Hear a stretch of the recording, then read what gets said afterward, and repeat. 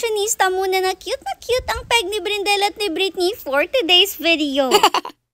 Ngayong araw kasi nung nasa labas sila, naisipan ko na suotin sila nito mga damit na binili namin para sa kanila noon pa. Diyos ko, parang 3 months ago na nga namin itong nabili at medyo malaki na talaga itong si Brindel at si Britney. Kaya naman hindi rin talaga ako sure kung kasya pa to sa kanila, pero sabi ko nga sa mga kuyas i-try rin, baka sakali. Buti na lang rin nga mabait suotan ng mga damit ang mga to, hindi naman umiibaw once na sinusuotan na. Ang mahirap nga lang talaga ay yung paghuli sa kanila kasi hindi sila basta-basta nahuhuli. Naloka naman si Oreo nung makita niya lalo na makadamit itong si Britney. Lalo niyang kinulit-kulit na ganyan. In fairness naman dito kay Brindel, hindi din naman siya talaga nagalit at mukhang hindi naman uncomfortable para sa kanya yung damit niya. Pero alam niyo ba, kahit mas malaki talaga si Brindel kaysa kay Britney, mas sikip yung damit ni Britney kahit magka-size lang naman yung damit nila. Para ba naman kasi mas malaki talaga yung katawan ni Britney at mas mataba siya as compared dito kay Brindel. For the amo yan nga lang din sila dyan, siguro nagtataka sila sa damit ng isa't isa. Anyways, alam niyo naman na wala pa rin si mother ng time na to, kaya naman si Kuya John muna yung nakipagkulitan dito kay Brindel at kami naman nanonood dito ni Skyler habang lumalabas ang pack member. After na magsilabasan ng ating pack members ngayong hapon, syempre, afternoon walk naman kasama nga itong si Hercules, Snow White at Snowy. Yes guys, 3 yung mapapalabas natin for today kasi nga 3 yung mga kuyas natin na andito at lahat sila tig-iisa ng dala. Medyo nahirapan nga lang talaga sila pagtatali kasi alam nyo naman itong si Snowy, napakalikot talaga once na makakita ng leash. At isa pang pinaka nagpahirap talaga itong si Hercules Spirit, binababhan si Snow White. Ay Diyos ko, hindi pwede Hercules. Kung hindi ako nagkakamali ay relative si Hercules at si Snow White. Diyos ko, nakakalurky. Hindi pwede lalo yan. Anyways, dito nga si Kuya Sermer yun na yung nagtali kay Snowy kaso talagang nabagsak. Yung isa niyang paa dyan, nabuslot siya dun sa butas. Buti na lang hindi siya nasaktan. Sobrang likot ba naman kasing talian? Paano ba naman hindi magkakaganyan?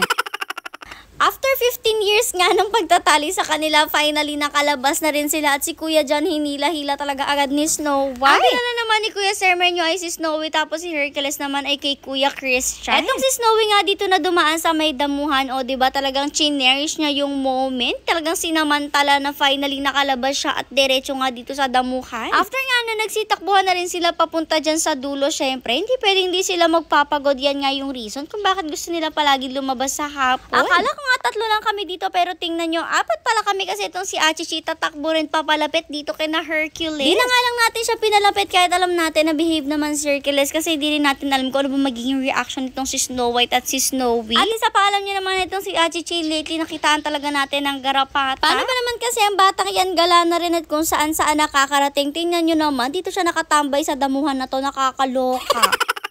Si Hercules naman, naiwan na siya ng dalawa kasi nabisi siya dyan pagkain ng damo-damo. Si Achichi naman ay naghintay sa kanya dyan habang lumalafang siya. Tapos sumunod na lang rin nga siya sa dalawa after niya magmerienda dyan.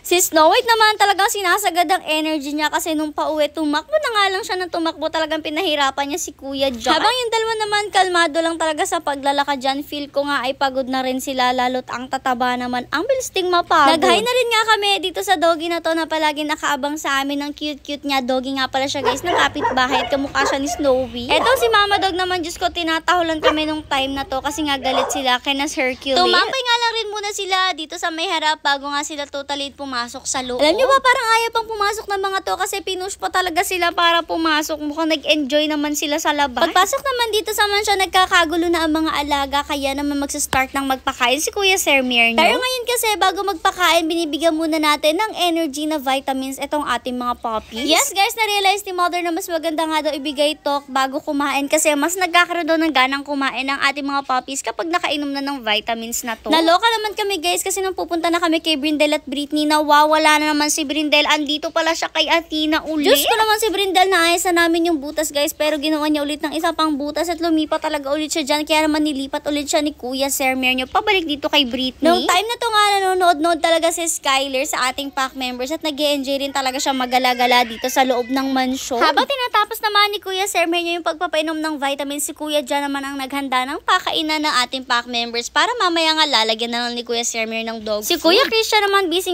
yung pagmamop ng buong mansion. First floor at second floor siya talaga yung nagmamop everyday, twice a day. Minsan nga tapos na magpakain tong mga to, nagmamop pa rin siya kasi talaga minamop niyang maigi kahit yung mga sulok-sulok. Si Kuya Sermon yung nga yung nagtatakal ng food tapos sinasabi lang niya kay Kuya John kung kanino ibibigay yung mga pagkain na yon since tinatansya na talaga yung dami. Nasabi ko rin nga sa inyo na binalik na si Brindel pero tingnan nyo nung bibigyan siya ng food, ayan nandyan na naman siya kay Athena, nakakaloka. Mas gusto yata niyang kasama si Athena. Spotted ko pa nga siya na bumabalik at ganyan pala yung ginagawa niya. Diyos ko, hirap na hirap siya dyan at tinulungan ko pa siya para nga makalusot siya. Since hindi na nga siya makabalik talaga guys, kaya hinawakan ko na nga lang yung pinaka-wire kasi delikado talaga pag natusok siya dyan. Diyos ko po. Pero wag yung mag-alala guys, tatakpan na rin naman natin yung butas na yun para hindi na nga siya makalipat-lipat ng ganyan. Nahanap na lang tayo ng pantakip kasi talagang mayat-mayang sinisira ng loka.